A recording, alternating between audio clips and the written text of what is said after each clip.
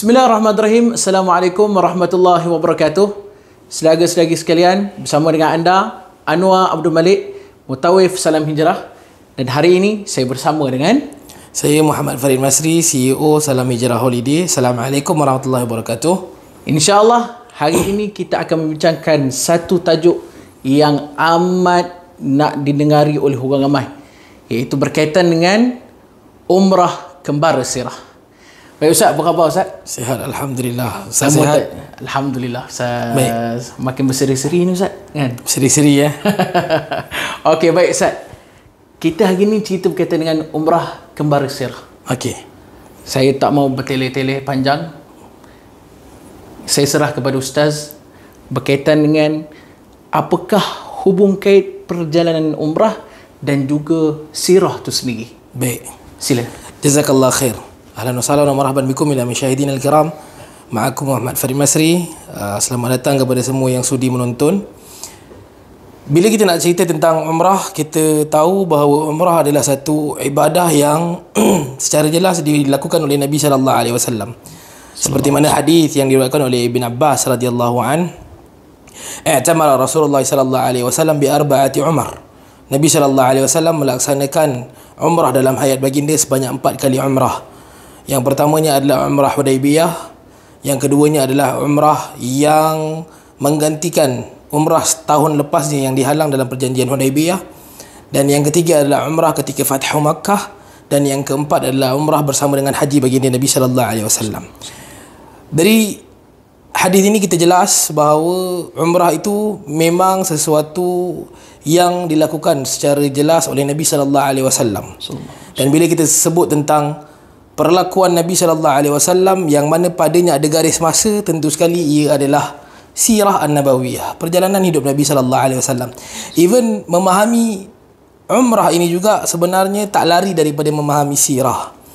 Untuk memahami bagaimana umrah Nabi sallallahu alaihi wasallam, kita memang akan melalui satu fasad memahami perjalanan Nabi sallallahu alaihi wasallam dalam melaksanakan umrah itu sendiri, di mana adanya penglibatan para sahabat radhiyallahu anhum ajma'in, bagaimana mereka dihalang bersama dengan Nabi sallallahu alaihi wasallam oleh Suhail bin Amr radhiyallahu an sebelum Islamnya beliau, ketika itu mewakili Quraisy, menghalang Nabi sallallahu alaihi wasallam dan termeterai perjanjian Hudaybiyah.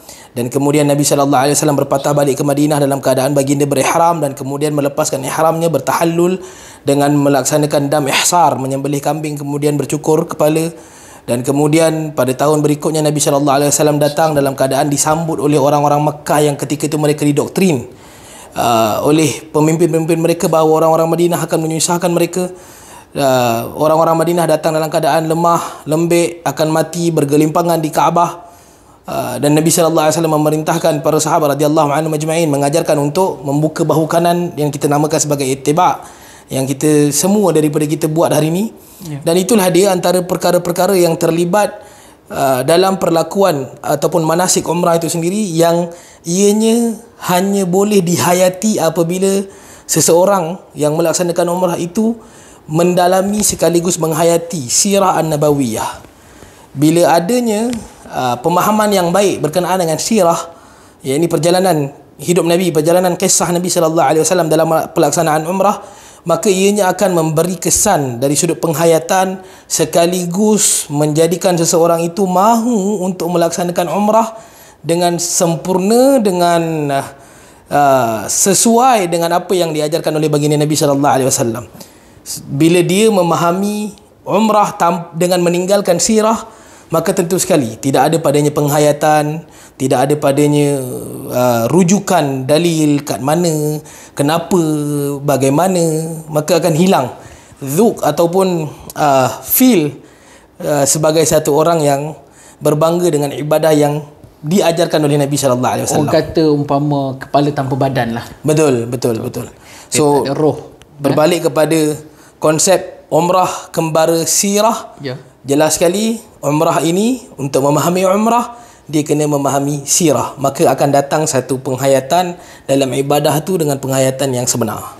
Ya. Baik, yang saya faham daripada Ustaz punya penceritaan tadi, maksudnya perjalanan umrah tanpa sirah dia bukan satu perjalanan yang lengkap lah. Betul. orang kata We can muskil. say that. Kita boleh katakan begitu. Ya.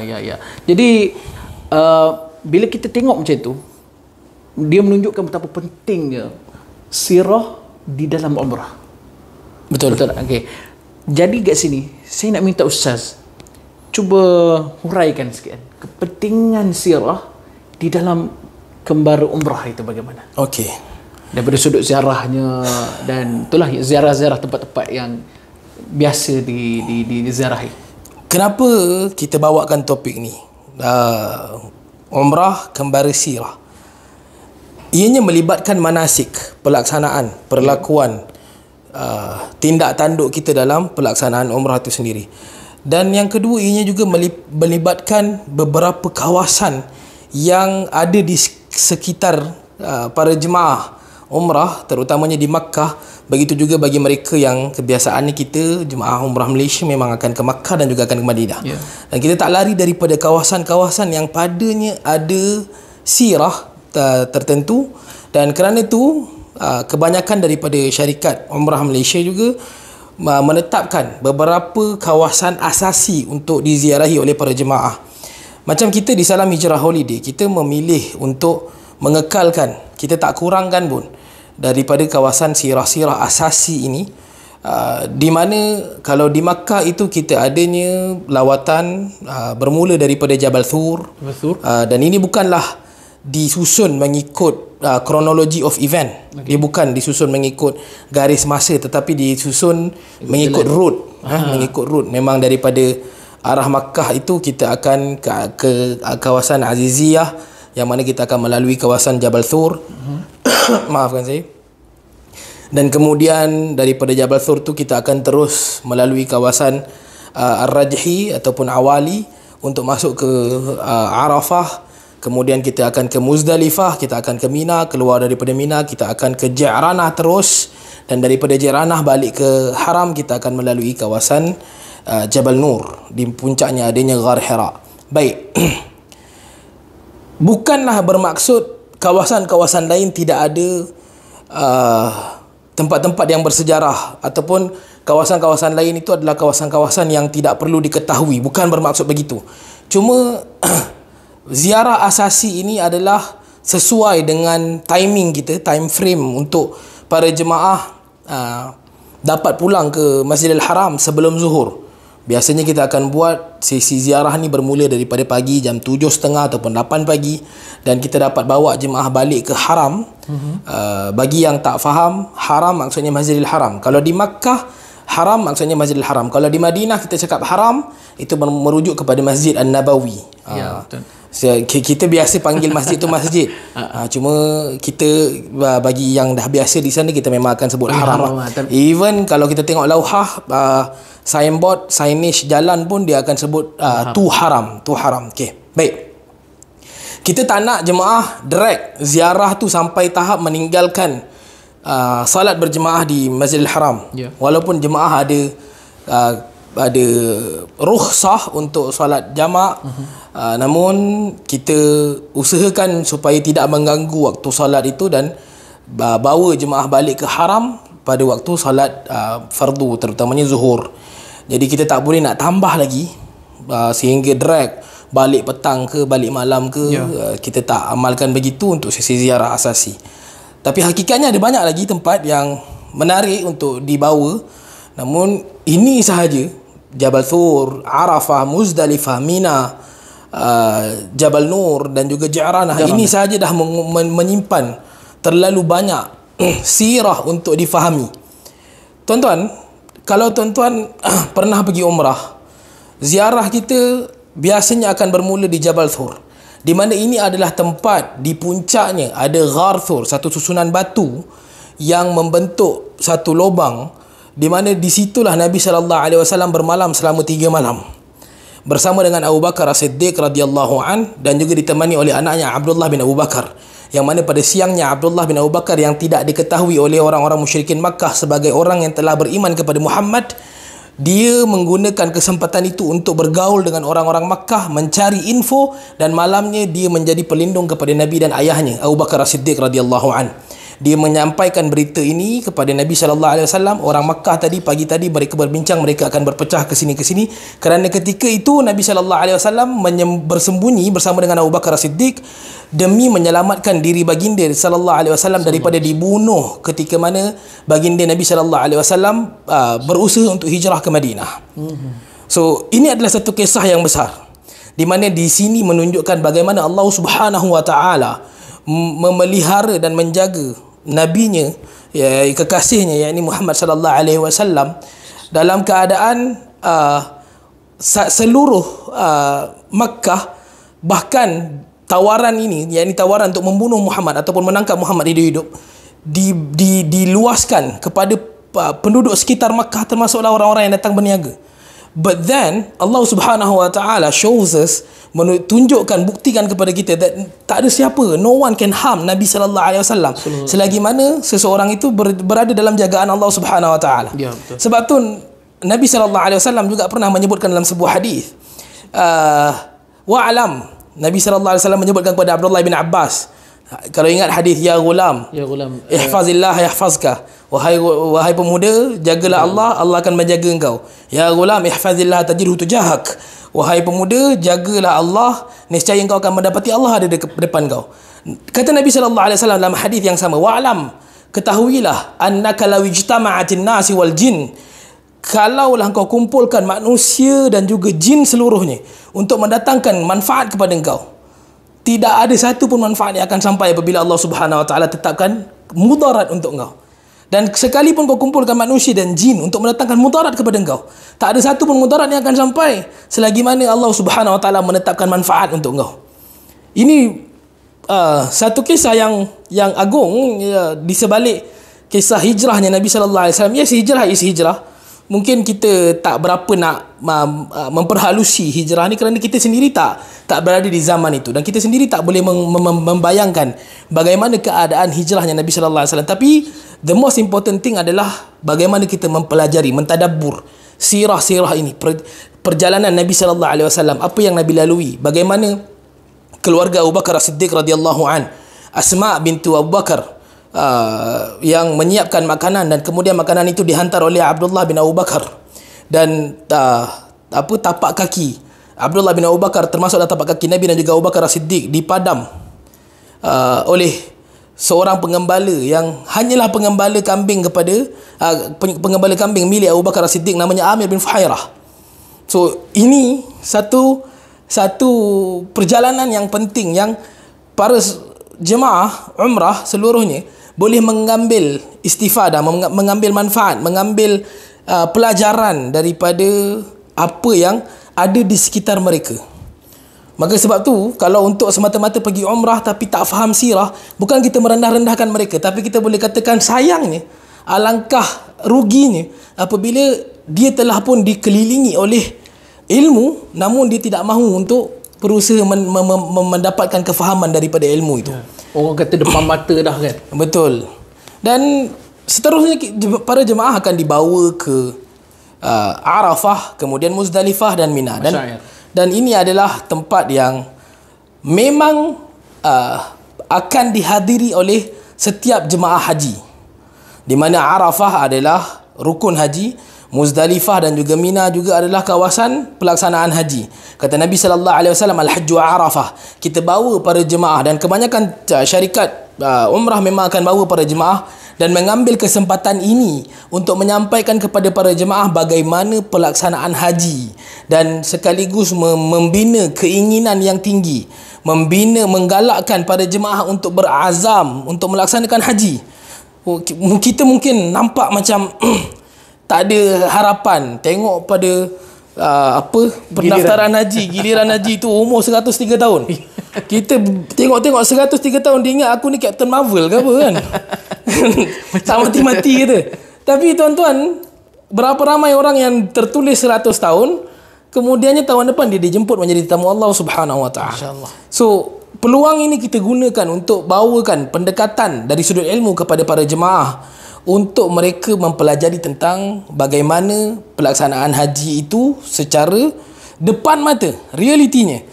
Dan di samping kita juga memahami bagaimana satu orang yang dia itu diperintahkan untuk menyembelih anaknya.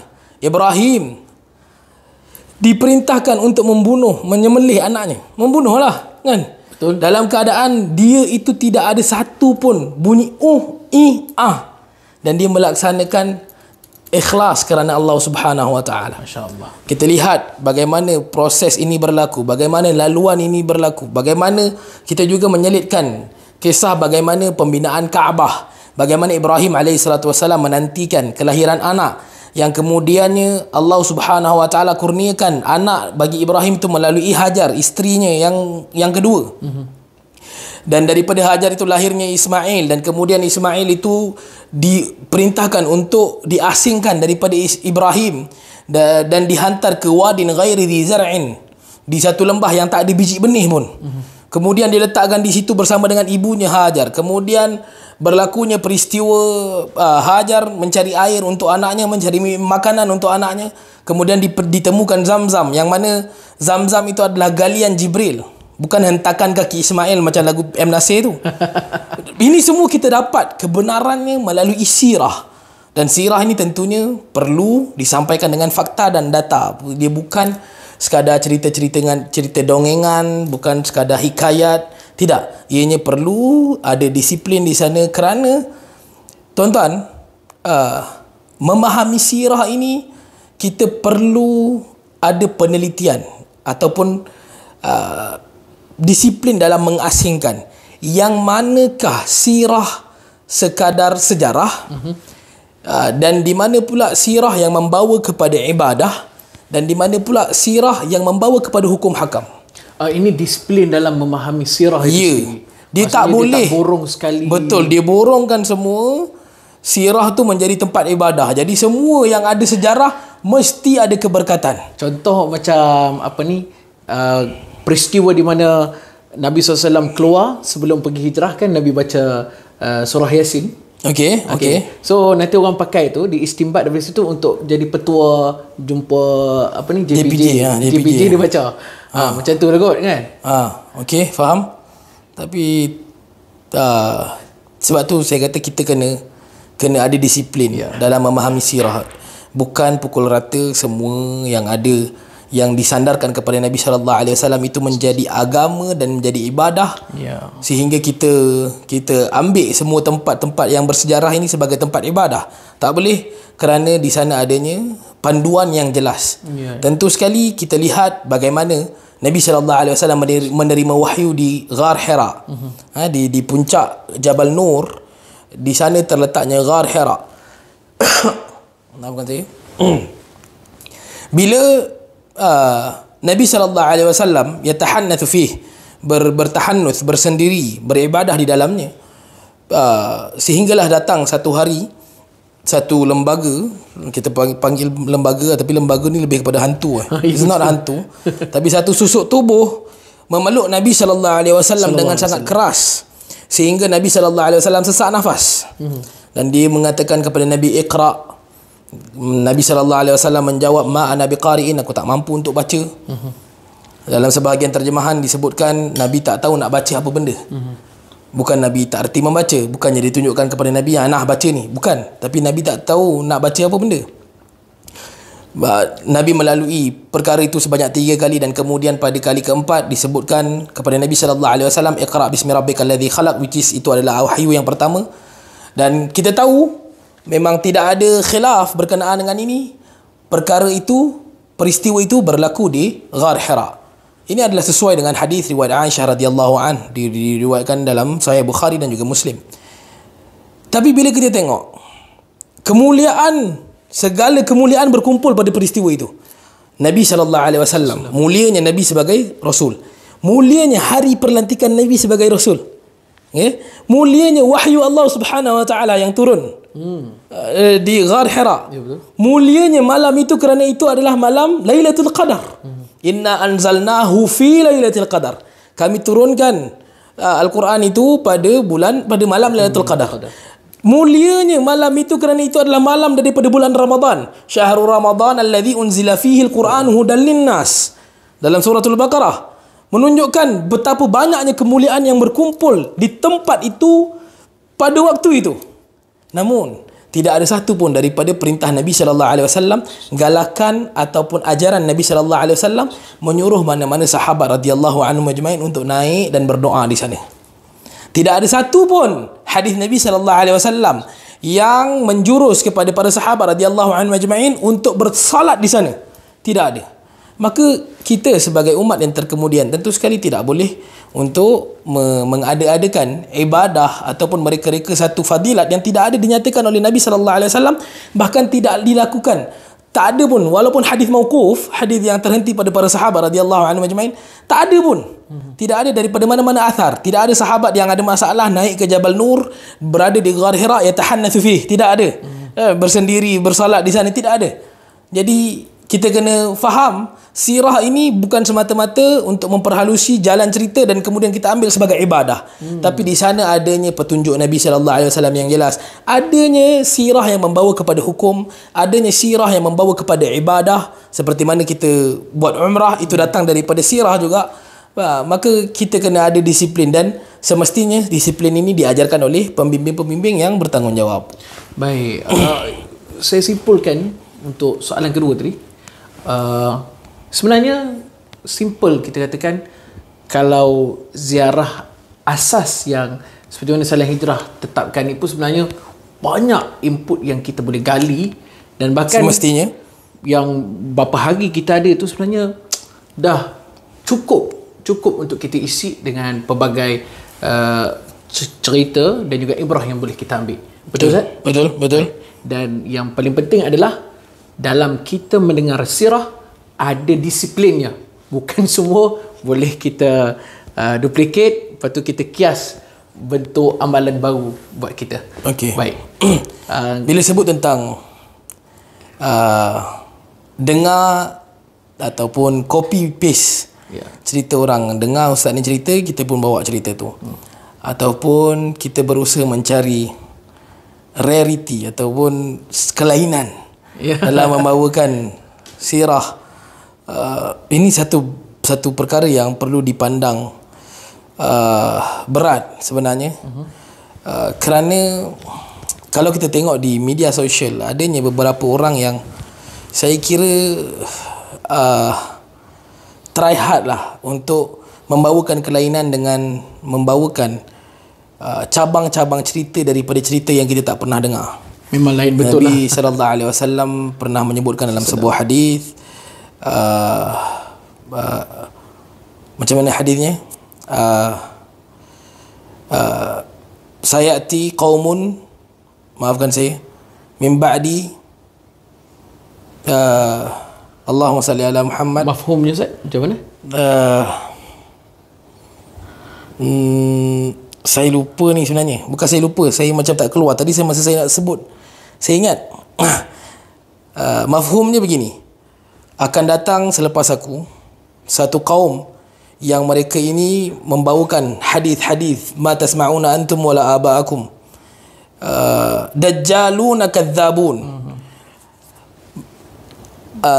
Akan datang kepada kalian dajjal yang berdusta, ya'tunakum min ahadith ma tasma'una antum wala aba'akum, atau kama qala, mereka membawakan kepada kalian hadis-hadis, cerita-cerita yang kalian tak pernah dengar, bahkan ayah-ayah kalian sebelum kalian ini pun tak pernah mendengarnya. Nabi kata iyyakum wa iyyahum, jaga diri kalian dan jagalah diri kalian daripada mendekati mereka. Fa inna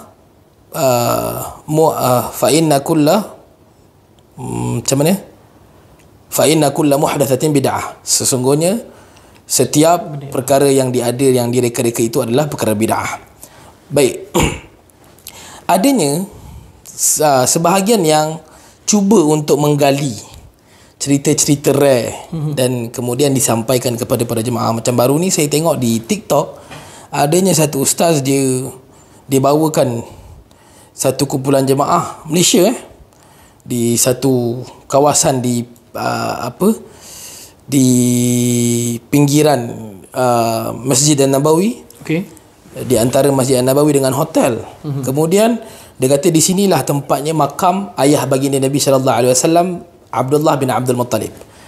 Wallahi saya tak nak tunjukkan kepada viewer apakah videonya. Saya tak nak bagi populariti, saya tak nak bagi kredit pun. Tapi kalau siapa yang jumpa, ketahuilah bahawa cerita itu adalah cerita yang dongeng karut marut. Bahkan dia menyebutkan dengan jelas kerajaan Arab Saudi tak nak bagi kita tahu. Oh, macam tu pula. Dan ini juga adalah satu usaha yang saya kira sia-sia. Dah lah dengan fakta yang dibawakan mengarut, dalam keadaan dia pula membawakan persepsi yang buruk di kalangan para jemaah terhadap kerajaan Arab Saudi. I'm not here untuk mempertahankan kerajaan Arab Saudi ataupun tidak.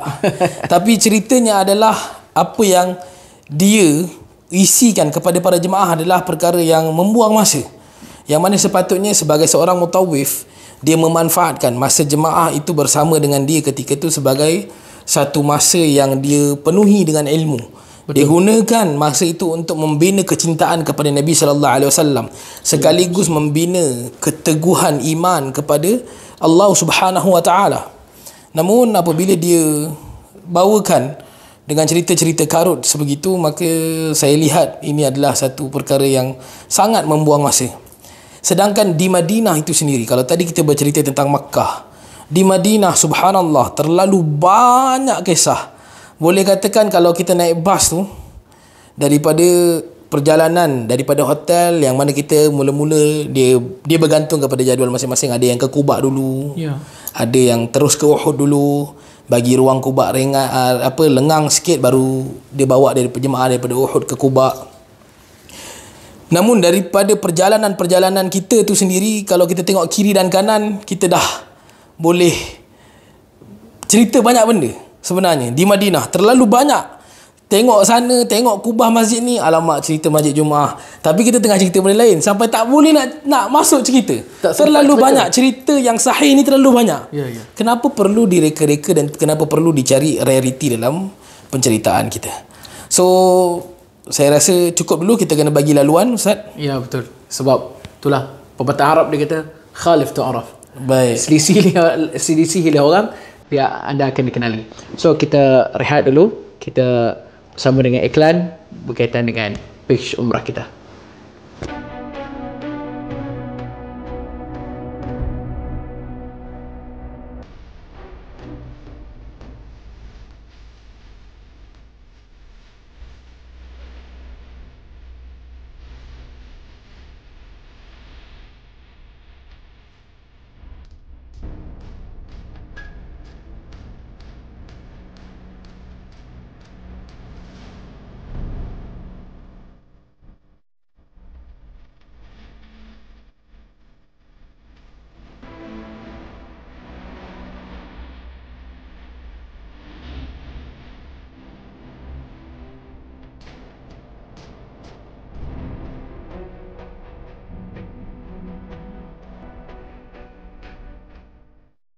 Baik, Ustaz, tadi kita ada sentuh berkaitan dengan ziarah yang dibawa oleh mutawif dengan cerita-cerita baru yang kita pun tak pernah dengar. Okey. Saya ada nak tanya sikit lah berkaitan benda ni kan. Saya nak tanya, ada baru-baru ni fenomena kan? Saya rasa baru selepas COVID Okey. Rancak orang nak pergi Telaga Izik. Okay. Lepas tu tiba-tiba kita tengok ada satu video Pak Arab sedang mandi dalam tu. Kawan tu elok tengah cedok ayak nak minum. So macam mana Ustaz punya respon? Berkenaan dengan Telaga Izik ni, wallahu alam, saya tak tahu, saya tak pernah tahu, dan ianya tidak terdapat dalam mana-mana sirah yang sahih berkenaan dengan fadilat air telaga itu sendiri.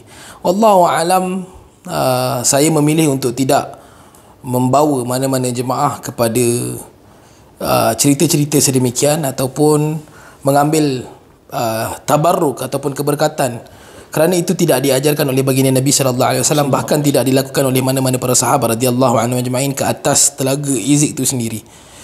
Sekalipun cerita yang dibawa itu adalah cerita yang sahih, maka ianya perlu dibuktikan secara dalil.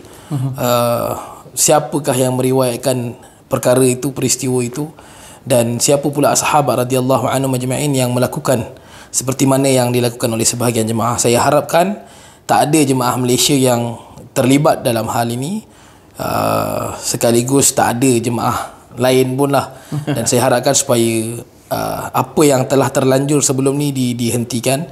Cuma saya juga tahu ada beberapa, masih ada terdapat beberapa golongan yang di Malaysia yang masih lagi mutawif mereka bawa, bahkan dijadikan sebagai bahan iklan, sell point diorang, selling point mereka, untuk dijadikan sebagai kelainan. Ya, betul. Sebab tu saya katakan tadi, apa yang ada dalam sesi ziarah kita sendiri, yakni sama ada di Makkah ataupun di Madinah, itu sahaja dah merangkumi terlalu banyak pelajaran untuk ditadabbur. Terlalu banyak. Kalau di Makkah itu ada ceritanya yang begini. Bahkan saya sendiri kalau memilih untuk kali ni aku nak full swing, aku nak cerita secara detail, ianya tak akan cukup dengan tempoh masa yang ada daripada pukul 7.30 pagi ataupun pukul 8 pagi sampailah pukul 12. Sana zuhur awal, 12.30 dah zuhur dah. Apalagi di Madinah, dengan waktu yang sedemikian, kita nak bergerak daripada hotel ke Quba, yang mana di Quba itu kita akan berhenti untuk solat, kerana kata Nabi sallallahu alaihi wasallam, man tatahhara fi baiti thumma ata masjid Quba fa shalla fihi rak'atain ajruhu ka'adli umratan. Siapa yang bersuci di rumahnya, berwuduk di rumahnya, kemudian datang ke Masjid Quba salat 2 rakaat, maka pahalanya adalah semisal mengerjakan sekali umrah. Kemudian daripada Quba itu dibawa ke Uhud, ataupun siapa yang memilih untuk pergi ke Ladang Tamar akan ke Ladang Tamar dulu. Ladang Tamar ni bukanlah tempat sirah, tapi Ladang Tamar ni kita ambil peluang untuk pergi ke Ladang Tamar yang mana mengumpulkan tamar-tamar terbaik di Madinah untuk melontar, untuk melontar lah. Tapi dia bukan melontar jamrah, untuk melontar wang. Kalau melontar jamrah tu satu arah je. Kalau melontar wang di Madinah ni dia semua arah, atas bawah kiri kanan, masuk ke bawah tanah, keluar balik. Tu kalau siapa yang tahulah, kat Madinah tu ada hotel, dia ada masuk bawah Taibah tu, dia shopping, dia keluar balik daripada bawah tanah. Baru itu kehebatan melontar di Madinah. Dan kemudian daripada Ladang Tamar itu dia bawa pula ke Uhud, dan kemudian daripada Uhud itu akan balik ke hotel melalui kawasan Syariah Sultanah, dan melalui Masjid Qiblatain dan juga Masjid Khandaq. Kemudian melalui di Masjid Khandaq itu adanya Jabal Sila, ataupun tempat gunung, satu bukit yang Nabi SAW berpengkalan di sana ketika peperangan Ahzab. Kemudian balik ke hotel. Dan perjalanan ini, Madinah ni kecil, atas bawah kiri kanan is about 15 km, tak jauh. Pusing sampai. Dengan masa yang ada itu sahaja tak boleh, tak cukup. Saya tak tahu ada orang, kalau ada orang yang lebih laju bercakap daripada saya. Tapi dengan kadar selaju ini, yang tuan-tuan pun nak dengar pun macam apa benda dia cakap, dia laju sangat kan. Memang saya seorang yang bercakap laju. Itu saja dah menjadikan saya tak cukup masa untuk bercerita secara penuh. Even nak habiskan Uhud itu sendiri, kisah Uhud, pelajaran yang ada pada Uhud, nak ditarik lagi untuk dikaitkan dengan pelajaran daripada perang Khandaq, takkan cukup. Biasanya lah, kalau saya bawa ziarah, turun bas, jemaah akan berkumpul lagi depan bas, sambung lagi. Turun bas ataupun turun van, kita turun nak masuk hotel, jemaah akan turun, akan kumpul dekat saya. Ustaz, saya nak tanya, yang tadi tu Ustaz tak habis lagi. Kita jadi bercerita pula depan bas tu.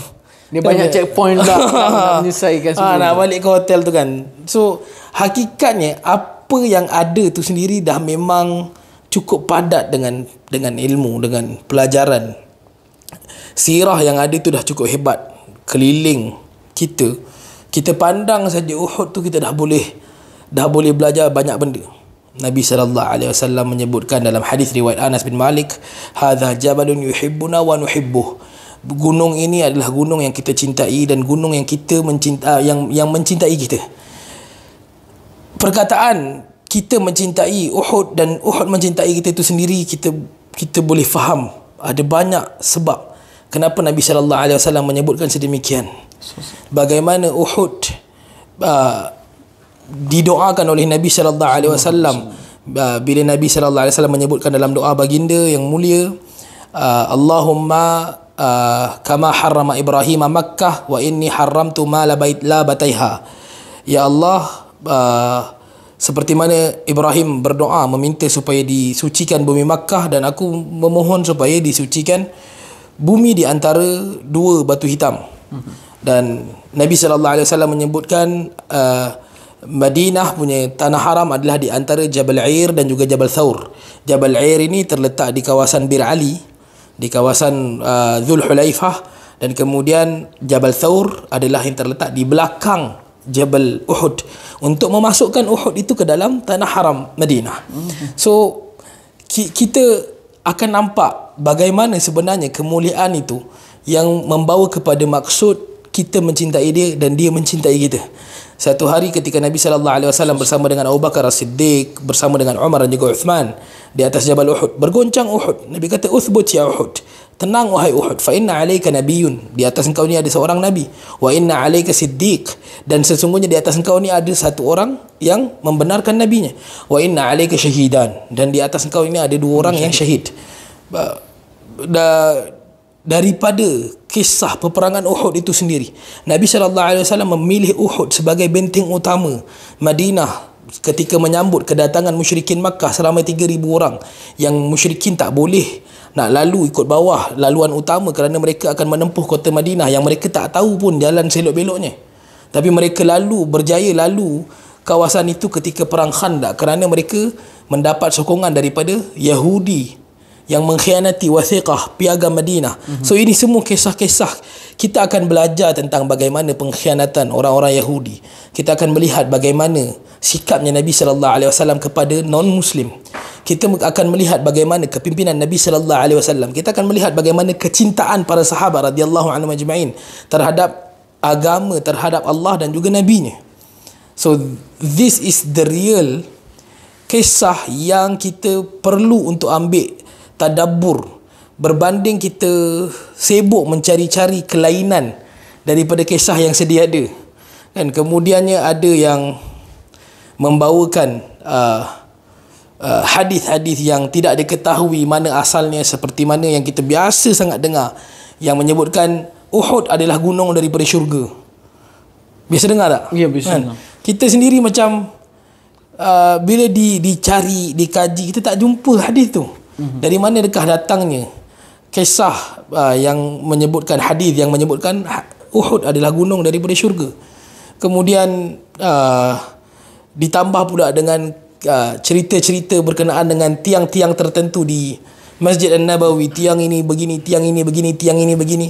Maka kita kena hati-hati dengan perkara ini, dan sekalipun kita mengetahui nama tertentu tiang-tiang itu, apakah manfaatnya kepada kita?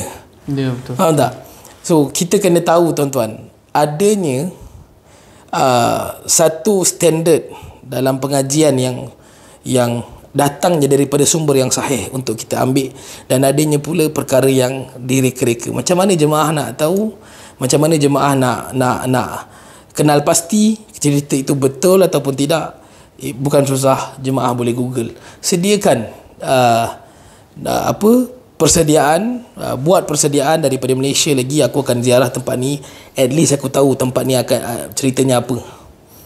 Cuma kita akan pergi ke sana, kita akan tengok sendiri dengan mata kepala kita, dan kita akan tahu bagaimana keadaan sebenar, the real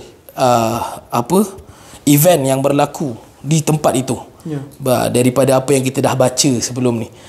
Bila ada ustaz bercerita tentang itu dan ini, cek dalam Google. Tak susah pun, cek dalam Google ada ke tidak hadisnya. Tanyakan kepada ustaz, yang itu kat mana Ustaz nak cek hadis tu, cerita tu macam menarik, tapi saya tengok dekat Google tak ada. Nanti ustaz kata barang siapa yang bertanya maka lemahlah imannya kan. Kalau ada ustaz yang cakap macam tu, maka tinggalkanlah ustaz. So Salam Hijrah ada ustaz macam tu? Wallahu alam, saya tak tahu sebab saya tak pernah dengar lagi Ustaz Anwar bawa ziarah depan saya kan.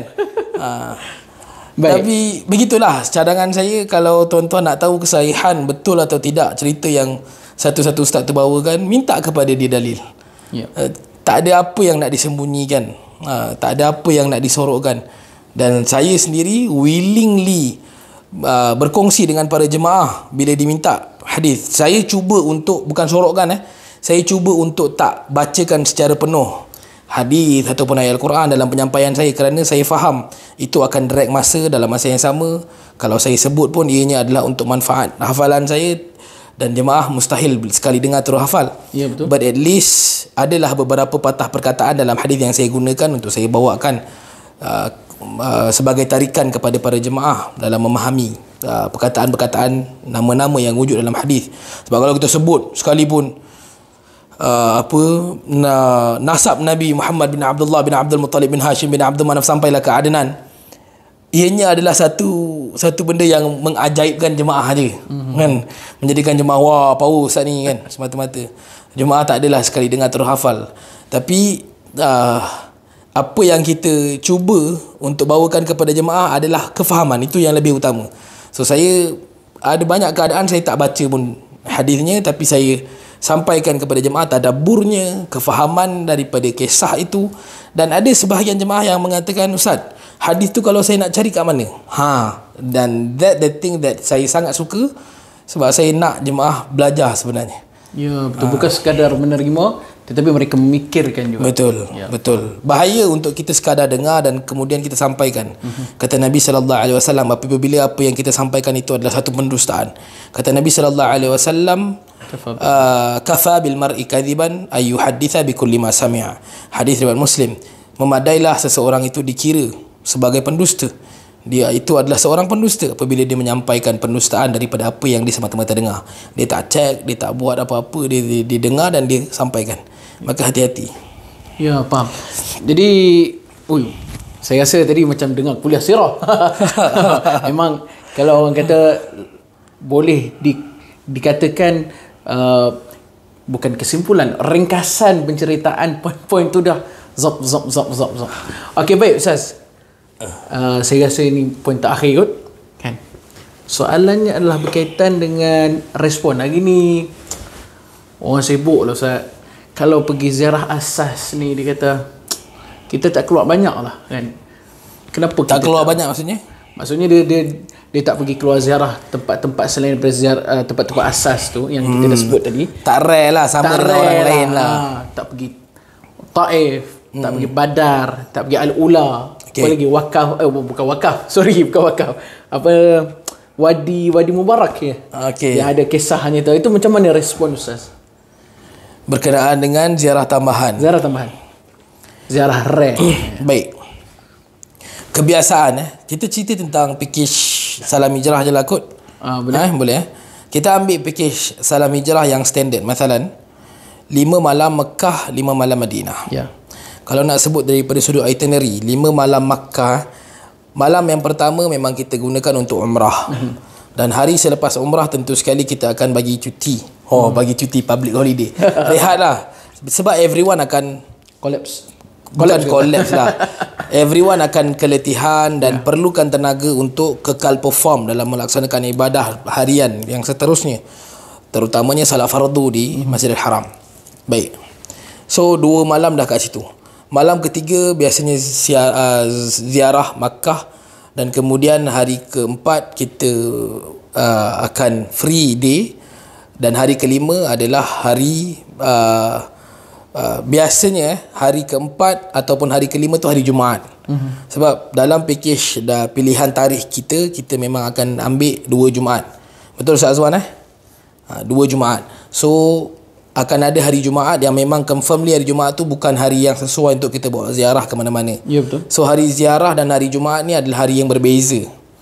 So tinggallah hari yang kelima untuk jemaah me time di haram. Me time di haram. Kemudian hari yang keenam tentu sekali dah berangkat ke Madinah, sama ada naik bas ataupun naik train. Itu kalau masuk Mekah dulu. Kalau masuk Madinah sama juga, hari pertama di Madinah adalah hari sampai. Kemudian hari kedua adalah hari untuk ziarah Masjid An-Nabawi.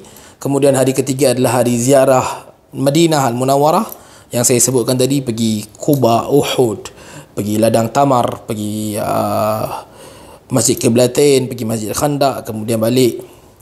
Dan hari keempat adalah hari me time, dan hari kelima adalah hari free day juga, sebelum meninggalkan hari keenam. Sama ada kalau dia masuk Madinah dulu dia akan pergi ke Mekah, ataupun kalau dia masuk Mekah dulu dia akan balik ke Kuala Lumpur. Dengan hari-hari yang ada, kalau kita tengok Makkah dan juga Madinah, Makkah dia ada satu je free day, Madinah dia ada 2 hari free day. Yang mana hari free day ni kita lebih menganjurkan kepada para jemaah. Saya sendiri secara individu melihat adalah lebih baik para jemaah menyibukkan diri, saya namakan sebagai me time, dengan ibadah di masjid yang tentu sekali fadilatnya tak ada di mana-mana.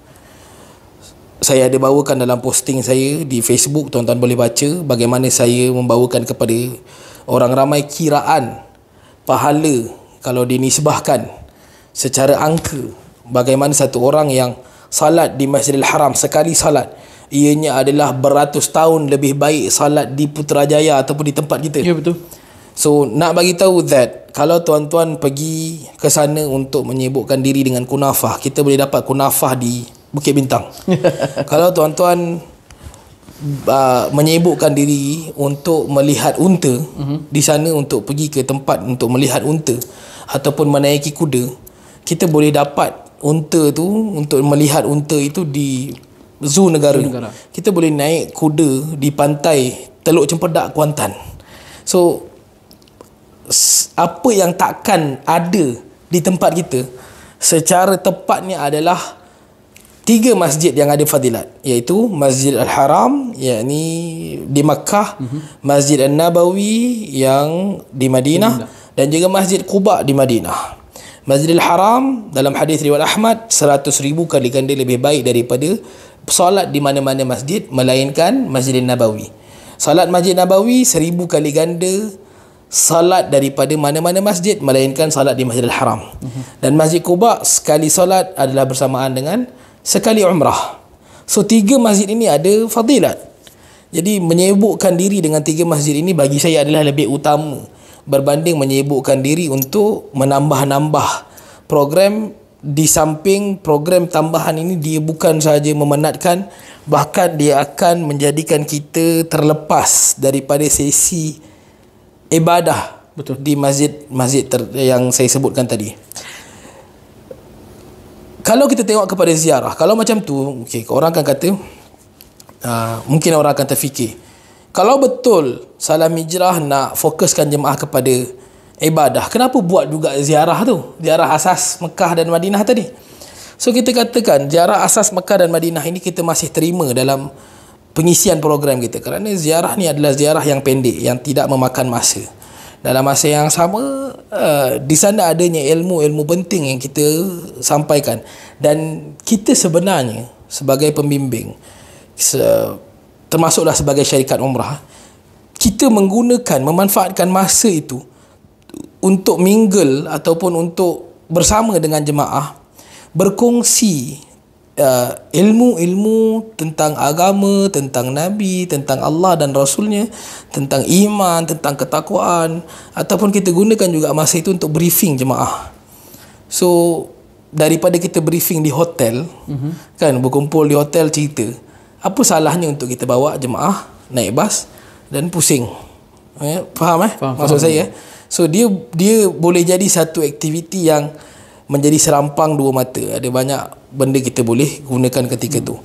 Berbanding kita bukan heret lah, kita bawa jemaah direct kepada program yang bersifat seharian. Contohnya Taif. Taif ni saya dulu antara orang yang kuat bawa jemaah ke Taif. Bahkan saya boleh anggap saya lah orang yang mula-mula aktif dengan ziarah Taif di kalangan para mutawif. Betul, Taif ini mempunyai satu sirah yang sangat hebat. Bahkan apabila Aisyah radhiyallahu anha tanyakan kepada Nabi, hal ata alaika yaumun ashadda min yaumi Uhud, pernah tak datang dalam satu hari dalam hidup engkau ya Rasulullah hari yang lebih menyakitkan, hari yang lebih dahsyat berbanding apa yang kau lalu di Uhud. Nabi SAW menyaksikan tumpasnya 70 orang sahabat syahid di medan Uhud. So tentu sekali bukan senang kita tengok kawan kita, saudara kita, pakcik kita Hamzah bin Abdul Muttalib, pakcik Nabi, jatuh di medan Uhud, syahid. It's not easy untuk Nabi. Tapi tak semena-mena Nabi SAW menjawab, ada lagi hari yang lebih dahsyat daripada itu, iaitu adalah hari di mana Nabi SAW yaumun aratu ila Abi ibn Yalil bin Abdul Kulal, ketika hari aku mempersembahkan diriku membawa agama, yakni membawa dakwah kepada Ibn Yalil bin Abdul Kulal. Beliau adalah putera raja di Taif. Dan ini tentu sekali, maafkan saya, beliau adalah raja di Taif. Dan ini tentu sekali satu kisah yang besar untuk difahami, yang sangat menarik untuk kita ambil faedah dan juga pelajaran daripadanya.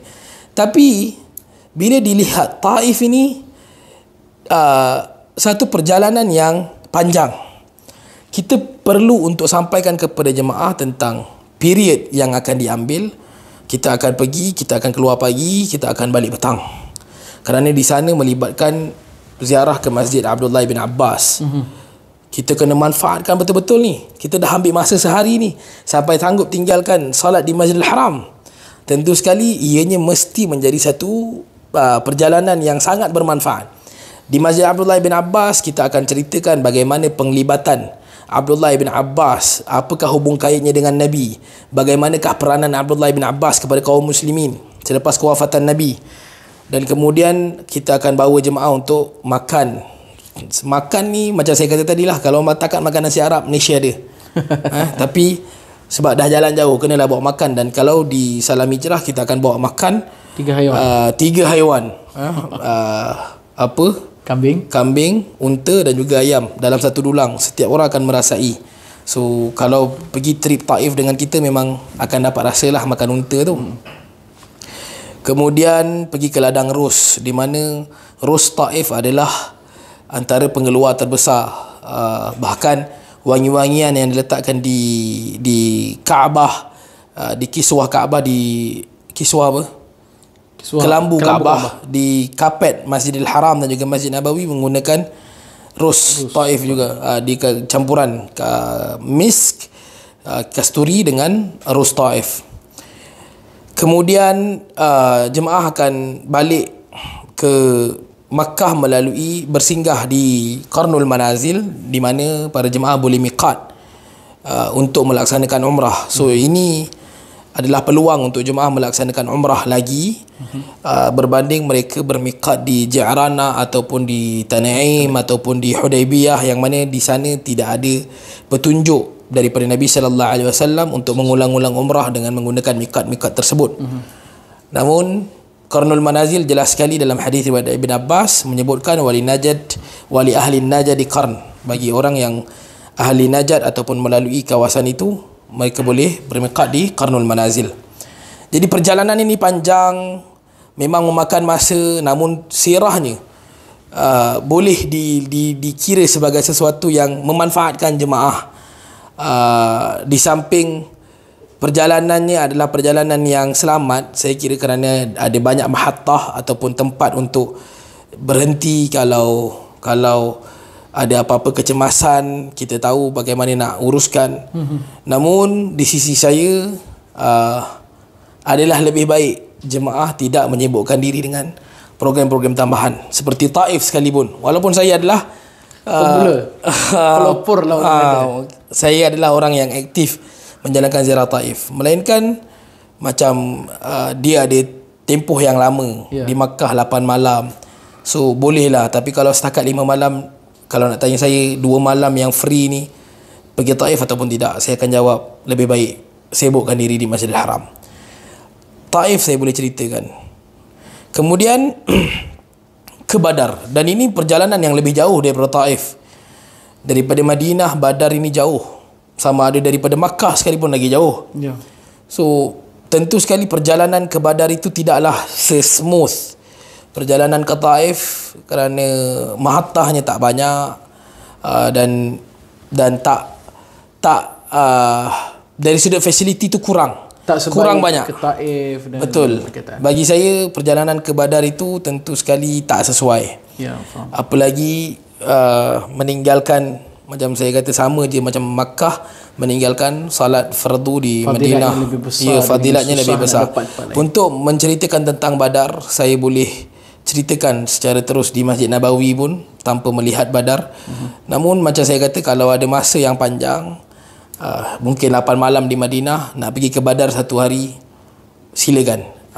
Tapi kalau takat 2 malam je free, 2 hari je free di Madinah, saya cadangkan untuk elakkanlah. Faham. Sibukkan diri di masjid-masjid ini. Faham. Gitulah kita dah faham respon berkaitan dengan ziarah-ziarah tambahan ni. Jadi saya rasa kita break dulu. Kita break dulu. Kemudian kita akan sambung semula, insya-Allah. Baik. Ustaz Farid Masri. Attend kursus tu memang senang sangat nak faham. Lepas itu dengan pengisian yang penuh daripada pergi sampai kita balik. Kak Wana rasa superb. Luar biasa. Dia rasa lebih personal. Pengalaman yang tak boleh dibeli lah.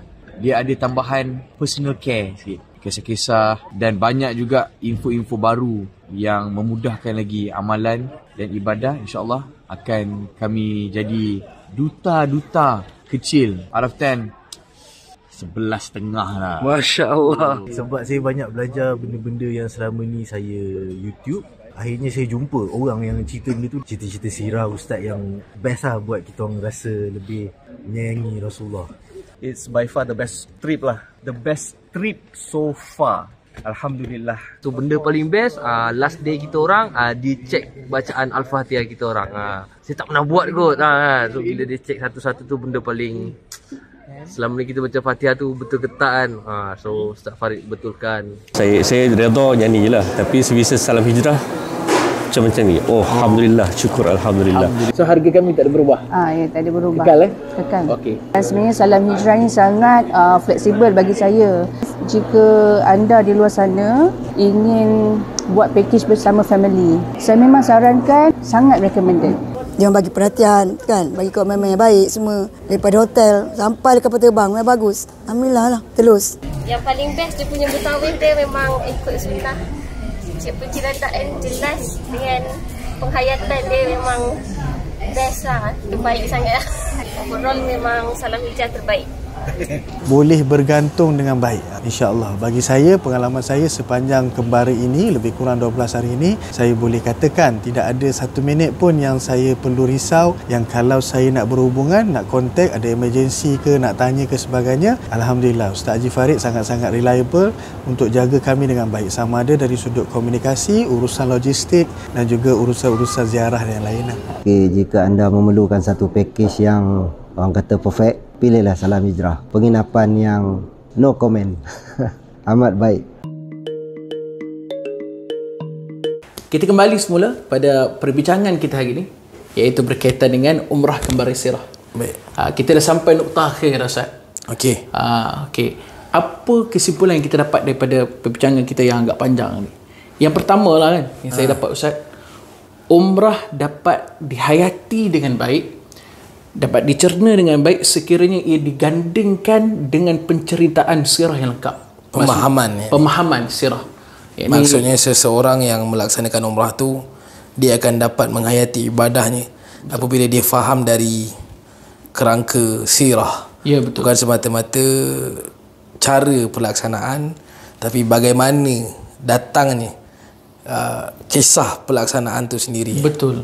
Hatta ketika waktu dia melaksanakan umrah tu kan, bila dia tahu sejarahnya, dia akan merasakan kemanisannya, seolah-olah menghayati bagaimana keadaan hajar dan sebagainya. Ya, seperti mana yang Allah Subhanahu Wa Taala sebutkan, inni ja'iluka lin-nasi imama.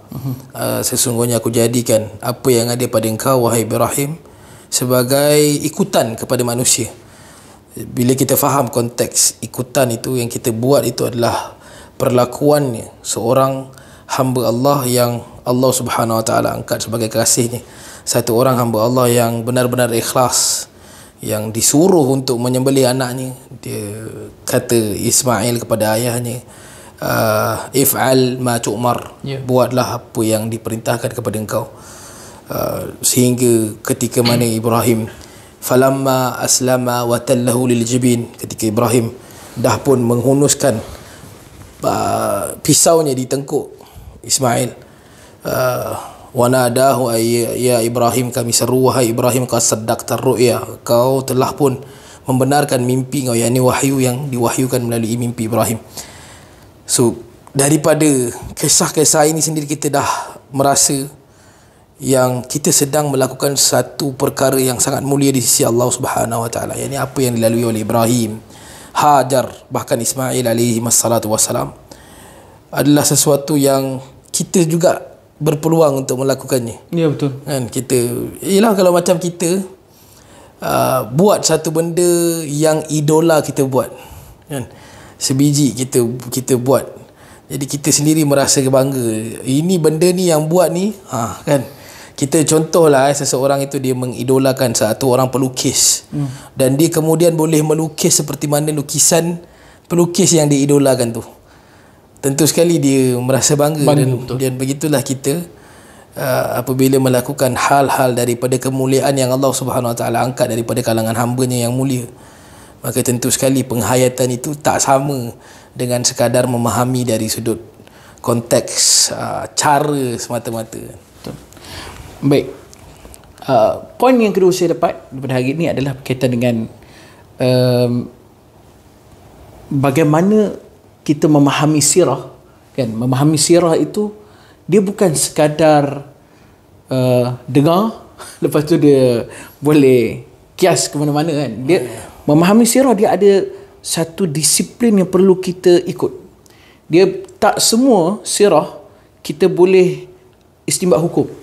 Dan ada part yang kita hanya tahu kisah dan kita ambil ibrah, dan ada part yang hanya kisah, kan.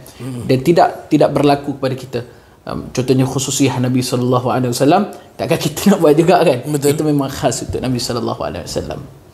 Okey, dan yang ketiga, dari sudut disiplin tadi,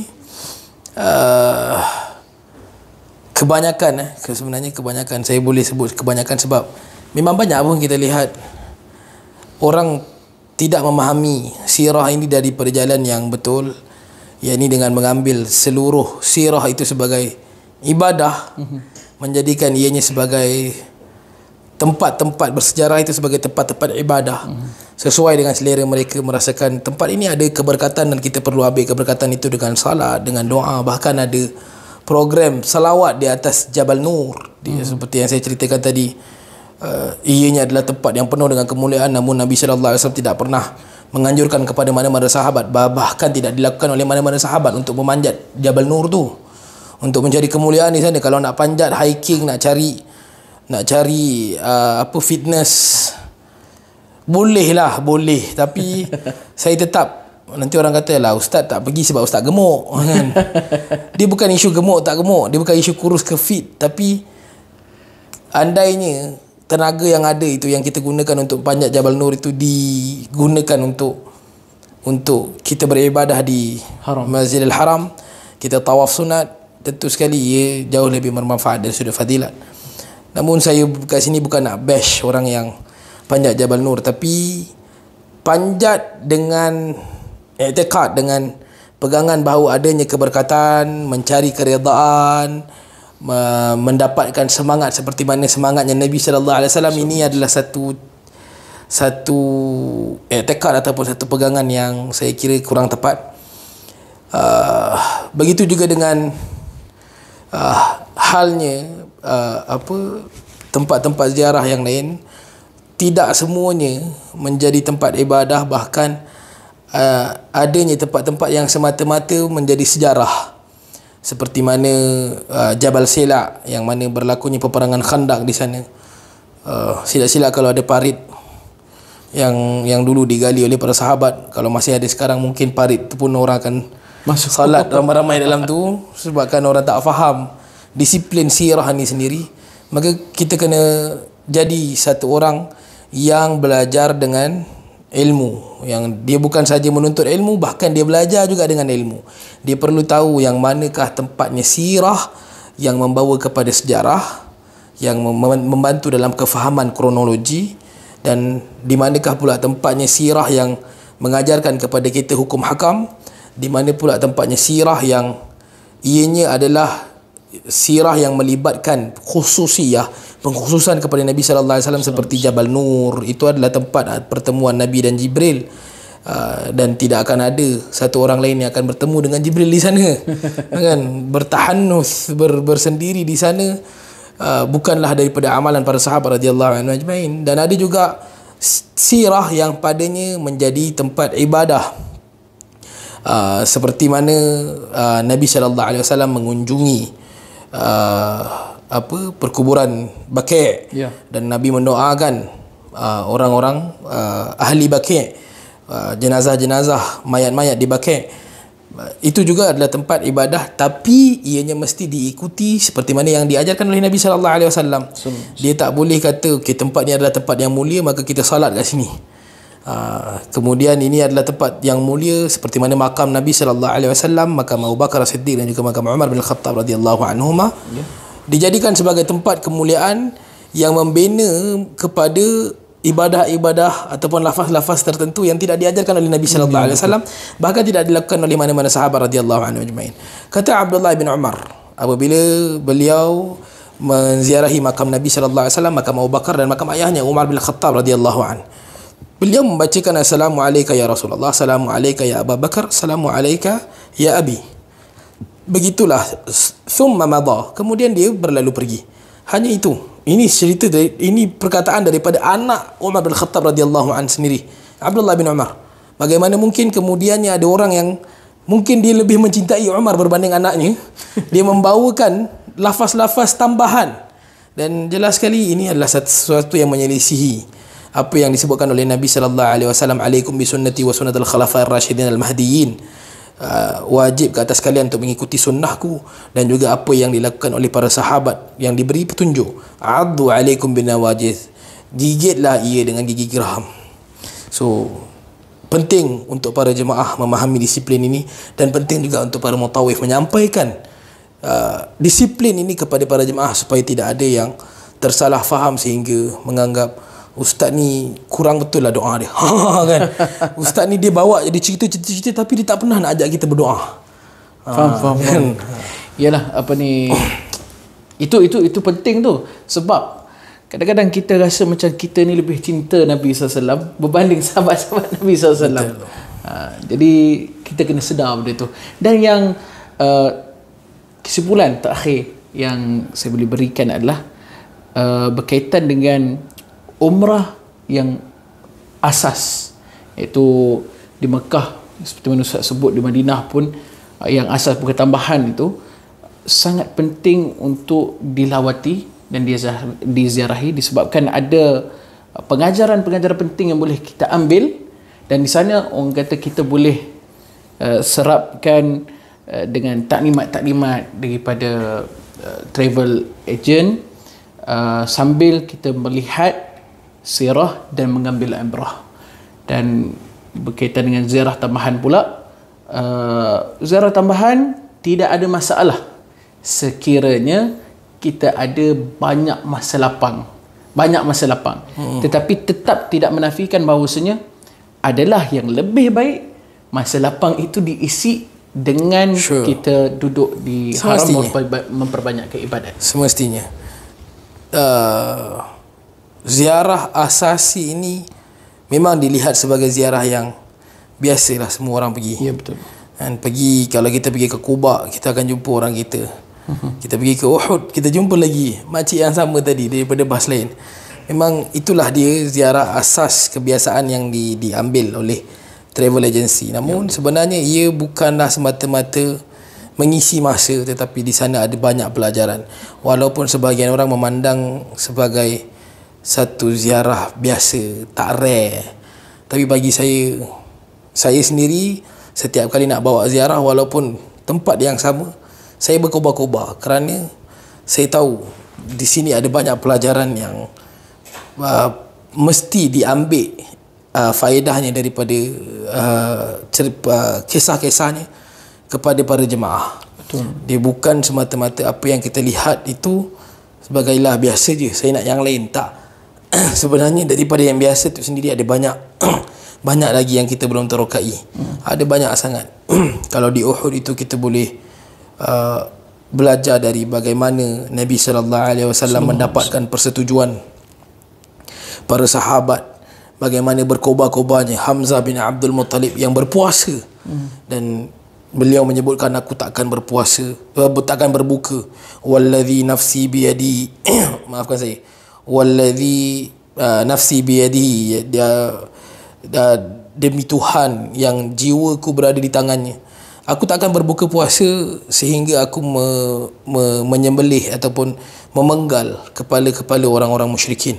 Betapa mereka berkobar-kobar, sedangkan mereka tahu mereka hanya ada kurang daripada 1,000 orang, yang asalnya 1,000, kemudian 300 munafik berpatah balik, tinggal 700 menghadapi kedatangan 3,000 tentera musyrikin Makkah yang siap dengan 200 ekor kuda, sedangkan muslimin Madinah hanya ada beberapa sahaja. Kita boleh faham banyak sebenarnya. It's not only tengok Bukit Uhud, bergambar Bukit Uhud, bagi salam kepada syuhada Uhud, dan kemudian kita balik. It's not that. Ada sangat-sangat banyak. Saya juga menyeru kepada para mutawif khususnya untuk sentiasa upgrade ilmu, supaya juga ingatan kepada diri saya juga, supaya kita dapat menyampaikan pelajaran yang baik, yang bukan semata-mata kita bawakan cerita-cerita yang kita saja faham, tapi kita berusaha untuk menyampaikan kepada para jemaah dengan penyampaian yang mudah, yang ringan, bahkan yang paling utama adalah difahami oleh para jemaah. Baik, jadi tak boleh ambil mudah sebenarnya berkaitan dengan ziarah. Walaupun ziarah tempat asas ni, dia jangan buat macam sekadar nak bagi halwa telinga je lah. Betul. Baik part mutawif dan juga baik kepada para pendengar. So kita dah dengar tadi banyak isi-isi yang diberikan daripada CEO kita. Kemudian dengan kesimpulan, maka saya rasa insya-Allah kita akan bertemu pada masa akan datang. Terima kasih Ustaz. InsyaAllah akan datang kita akan buat lagi podcast yang sebegini, memberikan input kepada bakal jemaah umrah yang akan mendatangi dua tanah suci. Saya doakan mana yang tak pernah datang akan dijemput dalam masa terdekat. Amin, amin, amin ya Rab. InsyaAllah kita berjumpa akan datang. Assalamualaikum warahmatullahi wabarakatuh. Assalamualaikum warahmatullahi wabarakatuh. Innal hamda wan ni'mata laka wal mulk la sharika lak.